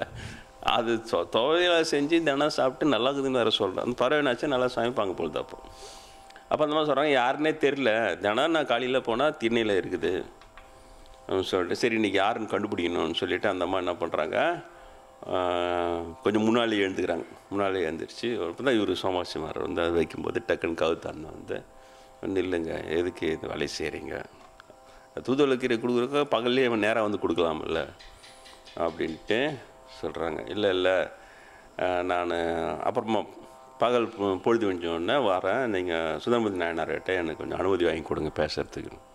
சரி வாங்கன்ற. அப்புறம் போய்ட்டுனா அவர் தினம் ஒருத்தர் வந்து வைக்கிறாரு. அவர் இன்றைக்கி வரேன். அப்புறம் அவர் பார்த்து நமஸ்காரம் பண்ணுறார். பண்ணிவிட்டு இது மாதிரி நான் உங்களுக்கு என்ன வேணும், ஏதோ ஒன்று தேவைக்காக தான் இதை வைக்கிறீங்க, உங்களுக்கு என்ன நான் செய்யணும்னு கேட்குறாரு. இது மாதிரி நான் சோமயாகம் பண்ணுறேன், அதில் வந்து சிவனே வந்து நேராக அபிப்பிராயம் வாங்கணும், ஆனால் அது வந்து வாங்குமான்றார். அதனால் உங்களுக்கு சிவனை நேரடியாக தெரியும். இல்லை இவர் தான் பொண்டாட்டிகிட்டே தூது அனுப்புகிறாரு, சிவன்கிட்ட போய் பொண்ணும் பொருளும் வாங்கின்னு வர்றாரு, ஆற்றுல போட்டு குளத்தில் எடுக்கிறாரு, மணிமுத்தானார் இதில் தான் ஆற்றுல போடுறாரு, திருவாரூர் குளத்தில் மொழி அந்த பொருளை எடுக்கிறாரு. அதில் தான் வந்தது பழமொழி, ஆற்றுல போட்டு குளத்தில் தர்றதுன்னு. இவ்வளோ தூரம் சிவனை உங்களுக்கு தெரியும், அதனால் சிவபெருமான்கிட்ட சொல்லி கொஞ்ச நாள் யாகத்தை கொஞ்சம் வந்து நேராக அபிர்வாகம் வாங்க சொல்லுங்கள் அப்படின்ட்டு சொல்கிறார். ஒன்று சரி சொல்லிட்டு அவரும் ஒன்று சிவன்கிட்ட திருவாரூர் சிவன்கிட்ட சொல்கிற அது மாதிரி அம்பர் திருவம்பர் ஊரில் அவர் வந்து யாகம் செய்கிறாராம் சோமாசி மாறார், நீங்கள் போய் நேராக ஆவிர்வாகம் வாங்கணும். எனக்கு ஒரு நண்பர் உதவி செய்கிறார், அது என்ன குருவாக ஏற்றுக்கிறாரு. ஒரு சிவன் சொல்கிறாரு, அதெல்லாம் நான் போக மாட்டேன். ஏன், நான் அவனுக்கு அந்த பக்குவம்லாம் வரல. இதே தான் பெரியவங்க அதில் பக்குவம்லாம் வரல. பத்ராசல் ராமதாஸ் சொல்கிறாருல்ல, அவர் போய் ராமர் என்னோட இதுக்கு வந்து ராமர் வரணும் அப்படின்ட்டு கேட்குறாரு. கபீர்தாசர்கிட்ட கேட்குறாரு, உனக்கு தான் ராமர் நேராக தெரியுமே, கபீர் தான் ஒரு குரு, உனக்கு தான் ராமர் நேராக தெரியுமே, ராமர்கிட்ட சொல்லி எங்கள் ஊருக்கு வர சொல்லுங்கள். அவர் கபீருக்கு சொல்கிறார், ஆமாம் அது போல் என் சீடன் தான் பத்ராசலத்தில் இருக்கிறான், கோபண்ணான்னு பேர். அப்போ கோபண்ணா அவன் ஊருக்கு நீங்கள் போயிட்டு வரணும். ராமரால் நான் போக மாட்டேன். ஏன் இப்போ அவனுக்கு பக்குவம் வரல, நான் போனால் கூட என்ன அவனால் தெரிஞ்சிக்க முடியாதுன்றார். இல்லை நீங்கள் போய் ஆகணும். சரி வெள்ளிக்கிழமை வரேன்னு சொல்லு. அப்புறம் அவர் போய் வெள்ளிக்கிழமை வரேன்னாரு. அவர் கோபம்னா ஊரே கூட்டி ராமர் வரப்போகிறார் ராமர் வரப்போகிறாருன்னு அவரோட வீட்டு முன்னெல்லாம் பந்தெல்லாம் போட்டு எல்லாம் கோலெல்லாம் போட்டு இல்லையா, ஒரு தடப்புடலாம் ராமர் வந்தால் அவருக்கு சாப்பிட்றதுக்கு ஜாங்கிரி ஜிலேபி அல்வா கில்வா பழம் எல்லாம் வச்சு எல்லாம் காலிலேருந்து உக்காந்துக்கிறாங்க எல்லாம். ராமர் வரப்போகிறார் ராமர். ஏன்னா கபீர்தாசர் சொல்லிட்டார். கபீர்தாசர் சொன்னால் ராமர் நேராக வரேன்னுறாரு. இன்றைக்கி ஒரு வாரம் வந்தவங்க காலிலேருந்து உட்காந்து ஜனங்க எவ்வளோ வெறுப்பாக இருக்கும். நம்மளாக இருந்தால் உடனே ஒரு எதனா ஒரு நாட்டிய கச்சேரி ஒரு பாட்டு கச்சேரி ஏற்பாடு பண்ணிட்டோம் போர் அடிக்காமல் இருக்கிறதுக்காக. அவங்க ஒரு 2 பாட்டு விநாயகனே வினை தீர்ப்பவனேன்னு பாட்டு இழந்தப்பயான்னு பாடி முடிச்சிடுவாங்க அவங்க. ஆனால் வந்து அவங்க எல்லாம் உட்காந்துக்கிறவங்க எல்லாம் டயர்டாக போயிட்டு அவன் அங்கங்கே படுத்து தூங்க ஆரம்பிச்சிட்டான். என்ன கோபம்னா, இன்னும் ராமரும் வரா மாதிரி தெரில, ஒன்றும் வரா மாதிரி தெரில, ஒன்றும் கவலைப்பட உங்களுக்கெல்லாம் சாப்பாடு ஏற்பாடு பண்ணிக்கிறேன். எல்லாம் சாப்பாடு நான் போட்டு சரி சாப்பிட்டு தூங்க போகிறான். ராமரம் தான் எழுப்புன்னு அவன் தூங்கிட்டான். மத்தியானம் ஒரு 2:30 மணிக்கு எப்படி இருக்கும், எல்லாம் உட்காந்துக்கிறேன். இவர் எப்படியே கொட்டுன்னு உட்காந்துக்கிறார். ராமர் வந்துடுவார் எப்படியும். அப்புறம் இந்த பக்கம் திரும்பி எங்கே வேடிக்கை பார்க்கும்போது எருமாடு தான் வந்தது. அங்கே ஒரு எருமாடு நல்லா சேத்துல விழுந்து பறந்துட்டு வாழை சொயிட்டிங்கண்ணே நேராக அங்கே வந்து பார்த்தா பட்சனெல்லாம் வச்சுருக்குது. யாருக்கு, ராமருக்கு வந்தால் படிக்கிறதுக்கு. காலிலேருந்து காற்று இந்த டயர்டில் எல்லாம் வந்து தூங்கி நிற்கிறான். இவரு எங்கே வேடிக்கை பார்த்தார. நேராக வந்தது அந்த எருமாடு ஜம்முன்னு எல்லாம் ஜாகிரி போட்டு திணிச்சு வாயை போட்டு அவர் திரும்பி பார்த்தா எருமாடு எல்லாம் தின்னு எப்படி இருக்கும். ராமரும் வரல, ராமருக்கு வச்சது ஒரு எருமாடு தின்னுது. நேராக போய் இவ்வளோ பெரிய தடியை தந்து முதுல போட்டாரும் ஒரு புட்டாப்பார். நாங்களே இங்கே வெறுப்பில் உட்காந்துக்கிறோம். அவன் போய் என்ன திட்டுறா, ராமர் வரான்னு சொல்லிட்டு என்னடா இப்படி பண்ணுறீங்கன்னு. அந்த தடியை தந்து போட்டார். எருமாடு குயோ முறை கற்று பேட் எருமாடு கத்தி போனால் எப்படி போகும். யாட எருமாடு மாதிரி கத்துறன்றாங்களா, அது மாதிரி வாழ் கத்தி ஓடிடுச்சு. அப்புறம் அன்றைக்கி பூரா ராத்திரி பூரா இருந்து மறுநாள் விடிய இருந்தால் ராமரை வரவே இல்லை. அப்புறம் இவர் போனால் திரும்ப கபீர்தாசர்கிட்ட, நான் தான் இருந்தாலும் ராமர் பொய் சொல்லக்கூடாது, இது மாதிரிலாம் உங்ககிட்ட சொன்னார்லாமாடா. சொன்னார் அப்படின்னு சொன்னேன். இது மாதிரி வரவே இல்லை, நாள் பூரா இல்லை. ராமர் சொன்னால் வந்துருப்பார்றா சொல்லிட்டு அப்புறம் நான் போய் ராமருக்கு கேட்குறேன். ராமர் போய் கேட்டாருன்னா போனேன் அந்த பார் ஆள் என்ன போட்டு சாத்திக்கிறாங்க பாருன்னு ராமர் முதுகில் காட்டினார். இவ்வளோ பெருசாக வீங்கி போய்க்குது. அவர் அங்கே தான் வந்தார். எருமாடு ராமரை போய் இந்த மாதிரி அடிச்சு அமிச்சிக்கிறேடா. எருமாடு தானே அடிச்சேன் நான். தள்ள அடப்பா, ராமருக்காக காத்துனுந்தா அங்கே வந்தது எருமாடா ராமராக கூட உங்களுக்கு தெரிஞ்சுக்க முடியாது. அதான்டா அவர் அப்பயே சொன்னார், அவனை பக்குவம் இல்லை நான் போக மாட்டேன். ராமரை அடிச்சு அமிச்சிக்கிறடா. ஐயோ ராமரை போய் அடிச்சு அமிச்சிட்டேன். புரியுதா சொல்ல வர கோபண்ணா. அது மாதிரி அவர் சிவபெருமான் கேட்ட உடனே சிவபெருமான் வந்து அது ஒரு பக்கம் பார்க்கலாம். இந்த பக்த விஜயன் கதைன்னு இருக்குது 83 அடியார்கள் இருக்கிறாங்க. அந்த கதையை சும்மா ஸ்டார்ட் பண்ண ஒரு 5 வருஷம் நம்மளுக்கு அழகாக ஓடும் கிளாஸ். எந்த பிரச்சனையுமே இருக்காது, ஒரே கதையாகவே போய் ஜாலியாக முடிக்கலாம். அது கொஞ்ச நாள் கழிச்சு ஆரம்பிச்சிடலாம். அதில் வருது இது கோபண்ணா. அது பத்ராசல் ராமதாசராக அது என்னோட ஒரு பிறவியில் நான் தான் அப்படி இருந்தேன்னு கூட ஒரு யூகம் இருக்கிறது. அது என்னால் இன்னும் கன்ஃபார்ம் பண்ண முடியல. அது கன்ஃபர்மேஷன் இருந்தால் ஏன்னா சுயம்பாஞ்சநேயர் வரவே அப்புறம் ஆஞ்சநேயரே வந்து எனக்கு உபதேசம் பண்ணுறது, ராமர் தரிசனம்லாம் இந்த பிரிவில் கிடச்சிட்டு தொட்டு எனக்கு வாய்ப்பு இருக்குது, அதுக்கான வாய்ப்பு இருக்குதுன்னு சொல்லிட்டு எனக்கு இருக்கிறது. அது மாதிரி தான் இருக்குது. எல்லாம் இறங்கி எருமாடு அடிக்க ஆரம்பிச்சோம். நம்ம சாமி அடிச்சுக்கிறாரா எருமாடு, நம்ம படித்த தப்புலடா. எல்லாமே உண்டு. அறியாமை, ஒரு பிறவியில் அறியாமை என்பதெல்லாம் கலந்து, அறிவு எல்லாம் கலந்து அப்படி உருண்டு பரண்டு வர்றது தான் ஞான பிறவி எல்லாம்.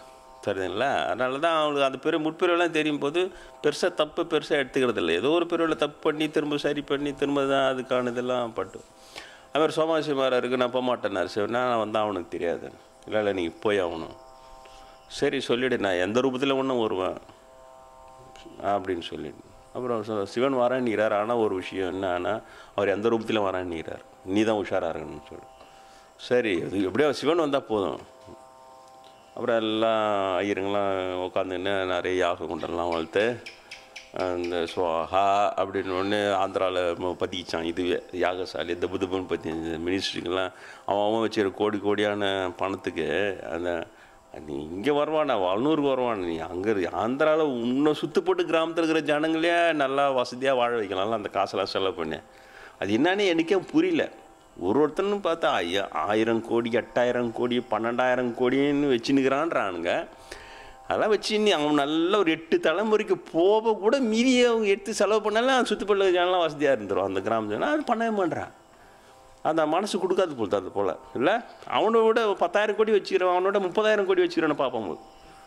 எப்படி 30,000 கோடி வச்சது தான் நம்ம அந்த அந்த அரசியல்வாதி அளவுக்கு போக முடியும்னு அப்படியே போகணுங்க போகுது. நமக்கு ஒன்றும் புரியல. நம்ம கோடியில் கிடக்குறோம் இங்கே இல்லையா.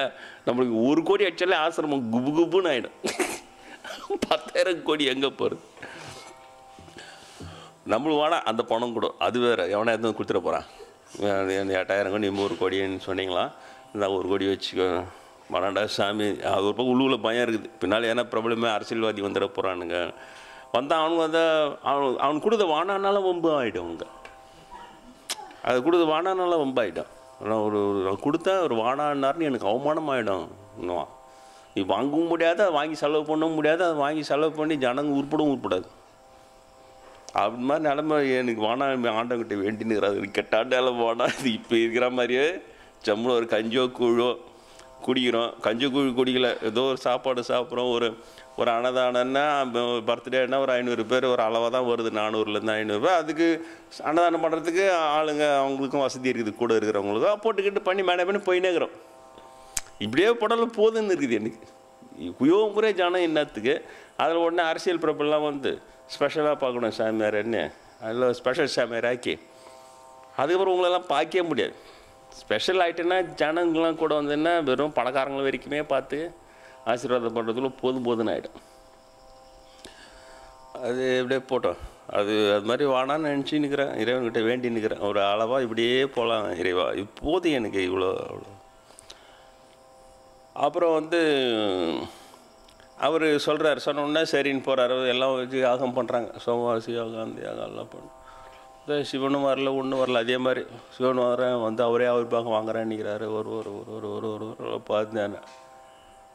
பார்த்தா கடைசியில் சுடுகாட்டு பெட்டியான் தான் வந்தான்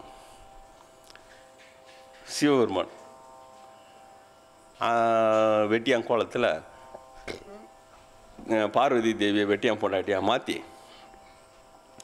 அந்த நந்தி இருக்குதுல்ல, அந்த நந்தியை வந்து செத்து போன கண்ணுக்குட்டியாக மாற்றி அதை தூக்கி தோலில் போட்டுக்கினேன். புளியாரம் முருகிறோம் அம்மனை கட்டையாக பசங்களாக கையில் பிடிச்சின்னு ஒன்று இடுப்பில் முருகிற அந்தம்மா இடுப்பில் தூக்கி வச்சுன்னுக்கிறாங்க. இது அம்மனை கட்டியாக கை சப்பின்னு புளியார் அது வருது. இவர் சிவபெருமானை கை பிடிச்சி நல்லா ஜாலியாக மொந்த கல் குச்சின்னு ஐயருமாருங்கெல்லாம் பூஜை பண்ணுறாங்கடா, இன்றைக்கி நம்மளுக்கு நல்லா வெட்டுடா சொல்லிட்டு செத்து போன இது கண்ணுக்குட்டி தோலில் கிடக்குது. இதோட யாக கோணத்தில் நோஞ்சா என்ன ஆகும்? எல்லா இருங்களும் வந்து ஐயோ ஆச்சாரம் கெட்டு போச்சு, மடி கெட்டு போச்சு, அது கெட்டு போச்சு, தூத்துன்னு எல்லாம் ஓட்டான். சுத்தமாக சோமாசிமாரும் நடுவு அந்த தனியாக விட்டு ஓட்டான். சிவன் எப்படி கலப்புறா இருப்பார். கரெக்டாக அந்த பக்குவர்கள் வரைக்கும் தான் அங்கே அவருக்கு இது பண்ண. அதனால் இவங்களெல்லாம் அப்படியே ஒரே நாத்தம், கல் நாத்தம் தூக்குது. இந்த கண்ணுக்குட்டி செத்து போன நாத்தம் தூக்குது. இது புளியாரம் முருகரை இதுங்க நல்லா மூக்கு சளி ஒழுகின்னு இப்படி பண்ணிங்கன்னா அந்த அந்த அழுக்காக இருக்கும் அந்த கன்னத்துலலாம். அவங்க அப்பா அம்மாவுக்கு அது பிடிக்கும். அப்படியே மூக்கு சளியை துவைச்சி அப்படியே புடவையிலையும் துவைச்சிட்டு அதை அப்படியே சாப்பிடுவாங்க அவங்களாம். ஆனால் குழந்த மூக்கு சளி இது இன்னும் வீட்டுக்கு வந்து விருந்தாளியே அந்த கையில் சோறு எடுத்து போடுவான். அந்த அப்போ தான் அவனுக்கு சாப்பிடாது இருக்குதா ஒன்றுமே புரியாது. ஊம்பூட்டு புள்ள மூக்கு சளி உனக்கு ஒன்றுமே இல்லை, ஊராம்பூட்டு விருந்தாளிக்கும் அவனும் அதை கண்டுக்கூடாது, அவன் தீந்தான் அவன். அந்த மாதிரி இருக்கான். அதே லெவலில் இருக்கிற ஜனங்களுக்கு அது ஒன்றுமே அது அவங்களுக்கு வரைக்கும் அது ஒன்றும் அது ஒரு பெரிய விஷயமே கிடையாது. நல்லா அவங்க சந்தோஷமாக தான் எல்லாம் இருப்பாங்க. நரிக்கிறவங்களாம் இருக்காங்களே, அடி ஆளுங்கடி ஆயாளங்கடிங்க எல்லாம் ஒன்று குளிக்குதுங்களா? ஒன்றுமே கிடையாது. அந்த டப்பால் தான் அந்த 10 வீட்டு சோறு எல்லாம் இருந்தால் கூட அதை அருமையாக எடுத்து எல்லாம் அவங்க வாழ்க்கைக்கு அவங்களுக்கு அது பிடிச்சிருக்குது. அவங்க இவனை விட அவங்க சந்தோஷமாக வாழறாங்க. ஒரு நான் இதில் காலை விடுமே எலக்ட்ரிக் ட்ரெயினில் போயின்னுக்கிறேன். எங்கள் அம்மா கிட்ட வந்து ரொம்ப அதிசயமாக சொல்லியிருந்தேன். அதை இந்த மாதிரி எலக்ட்ரிக் ட்ரெயினில் ஒரு நரிக்கொரத்தி வந்து அவங்க மருமகளை இட்டுன்னு போகுது. அந்த எலக்ட்ரிக் ட்ரெயினில் நின்று நல்லா ரெஸ்ட் இருக்குது, நின்று இருக்குது. அந்த அவங்க மருமக இளம் வயசு நரிக்கொரத்தி அதை வந்து அந்த ஏதாவது ஒரு நகை நட்டு அவங்க எதனா தங்கத்தில் போட்டுன்னு இருக்கும். எதுவுமே எல்லாமே பாசிமணி ஊசிமணி எல்லாம் தான். அந்த வளையல் வந்து அந்த மருமக போட்ட வளையல் பார்த்தா அந்த குப்பையிலேருந்து எடுத்து ஒஞ்சி போன வளையல் இருக்குதுல்ல, கொஞ்சம் ஒஞ்சிட்டு இருக்கும், கொஞ்சம் கலராக இருக்கும். அதுதான் போட்டுன்னு இருக்கும். அதெல்லாம் வீட்டு கடாசின வளையலுங்க எல்லாம் போட்டுன்னு இருக்கும். அந்த மருமகளை அந்த மாமியார் அவ்வளோ பத்திரமாயிட்டு போது அந்த ட்ரெயினில், அந்த எலக்ட்ரிக் ட்ரெயினில் மேலே அது மேலே யாரும் படாத இப்படி வந்து நின்றுக்கோ அப்படி வந்து நின்றுக்கோன்ட்டு அது காதில் ஏதோ அதே மாதிரி இந்த காதில் ஒரு விதமான ரிங், இந்த காதில் எல்லாம் குப்பையிலேருந்து பொறுக்கணுத்து அந்த மாதிரி ஏதோ இருக்குது அழுக்கா, அதை சரி பண்ணி விடுது. அவ்வளோ ஆசையாக மருமகளுடைய காதில் இருக்கிற அந்த ரிங்கை சரி பண்ணி விட்டு அவ்வளோ பாரபத்திரமாயிட்டுன்னு போகுது.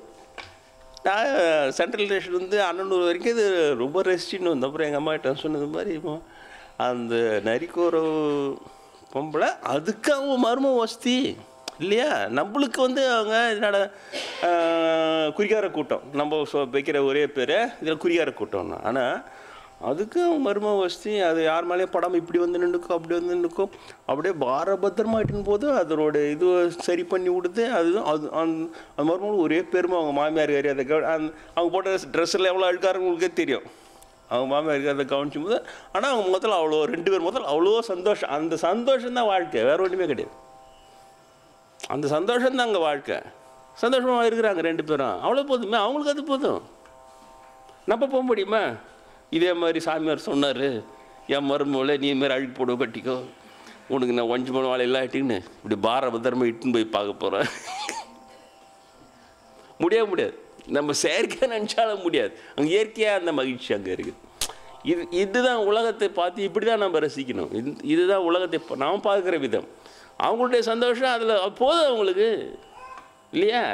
உனக்கு என்ன, நீ கோடியாக வச்சுருந்தா கூட நீ அந்த மாதிரி அவ்வளோ சந்தோஷத்தை அனுப்பணும்னா அதுங்க அவ்வளோ எளிமையான வாழ்க்கையில் அவ்வளோ சந்தோஷமாக வாழுது, அது போதுமே உனக்கு. அதே போல் இது அந்த வெட்டியான் வந்து அந்த கண்ணுக்குட்டியை தூக்கி தோளில் போட்டுக்கினேன், அந்த இது பண்ணி கல் முந்தைய குச்சின்னு ஆடிக்கின்னு ஆயின்னு நாட்டிய நாடகம் எடுத்துனாங்க இங்கே. அதெல்லாம் நல்லா பசங்க நல்லா பண்ணிச்சிக்காங்க எல்லாம் போகுது. அப்போ சோமாசமாக தலையை பிச்சுக்கிற பைத்தியம் முடியுமே. ஏன் யாக பாதியில் விட்டு எல்லாம் ஓட்டான் இருங்களா. இப்போ என்ன திரும்ப அவங்களெல்லாம் எட்டு வந்து எங்கேருந்து திரும்ப முதல்லேருந்து பண்ணணும். அவங்களாம் பாதியில் விட்டு போயிட்டாங்கன்னா திரும்ப முதல்லேருந்து எல்லாத்தையும் கழுவி கொண்டு புதுசு யாகசாலை கட்டி எல்லாம் கெட்டு போச்சுன்றோம். கெட்டு போய் புதுசு யாகசாலை கட்டுவோம், அந்த நேரம் தவறி போயிடும்.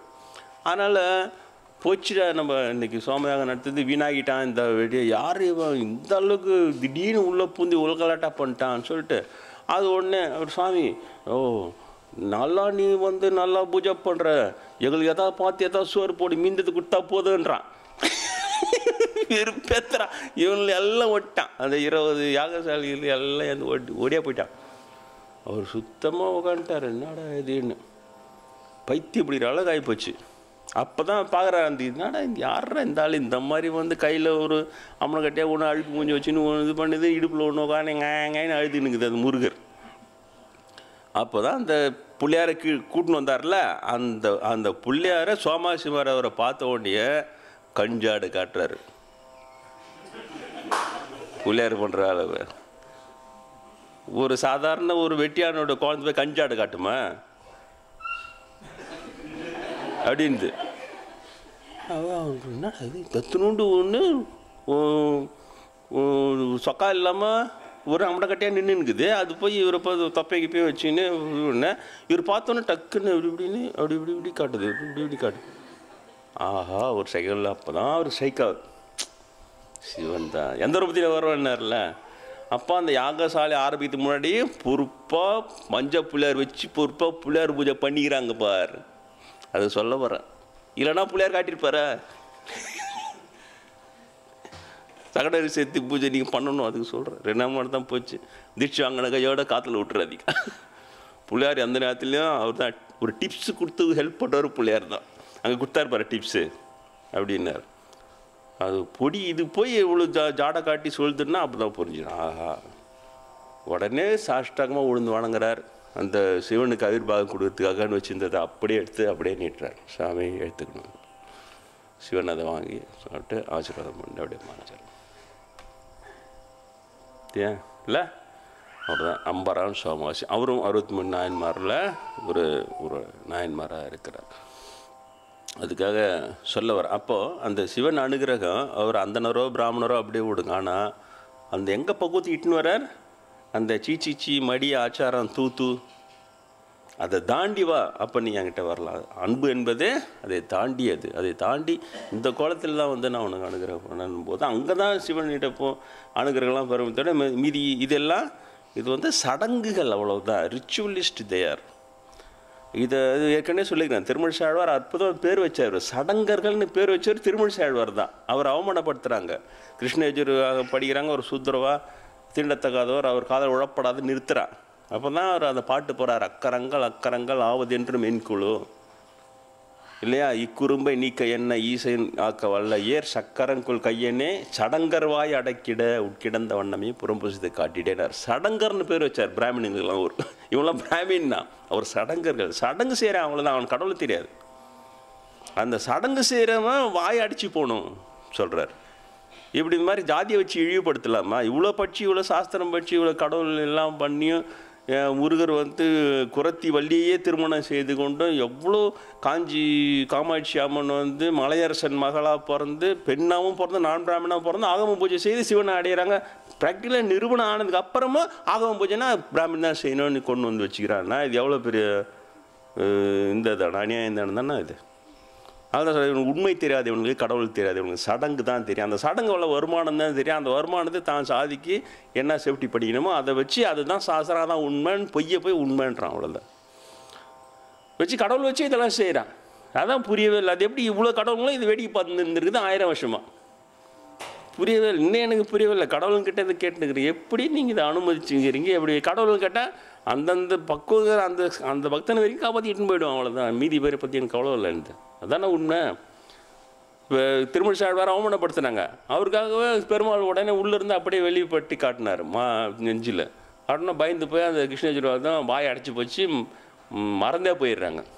அப்புறம் அவர் காலில் வந்து மன்னிப்பு கேட்குறாங்க. கேட்டதுக்கப்புறம் அப்புறம் திரும்ப அது நினைவு வருது. அவ்வளோதான். திருமழிசை ஆழ்வாருக்கு ஏற்பட்ட அவமானத்தை மட்டும் அவரை மட்டும் அந்த அவமானத்தை போய் அவரை மட்டும் இட்டுன்னு போயிடுறாரு பெருமாள். அவ்வளோ தான். மீதி அடுத்து வர ஜென்ரேஷன் பற்றி கவலைப்படல. ஏன் அவ்வளோ பெரிய பக்தர்கள் யாரோ வரட்டும் நான் காப்பாற்றிறேன்றேன். இது கடவுளின் கொள்கை. அது நம்ம என்ன செய்ய முடியும் இல்லையா? அதனால் நம்மளாம் கடவுள், நம்ம மனிதர்கள் தானே. நம்ம இதுமேலாம் சிந்திக்கணும் இல்லையா? இது தப்பு தவறுகளை அவங்க செய்கிறாங்க. இதுதான் இந்த மதம். அவங்களுக்கு போய் நம்மளும் சப்போர்ட் பண்ணுறோம். இந்த சப்போர்ட் பண்ணுற ஒரு குரூப் இதில் நான் பிராமின் குரூப்பு. இதுதான் ரொம்ப மோசமான குரூப். இவங்க தான் ரொம்ப மோசமான பொய்யனுங்க.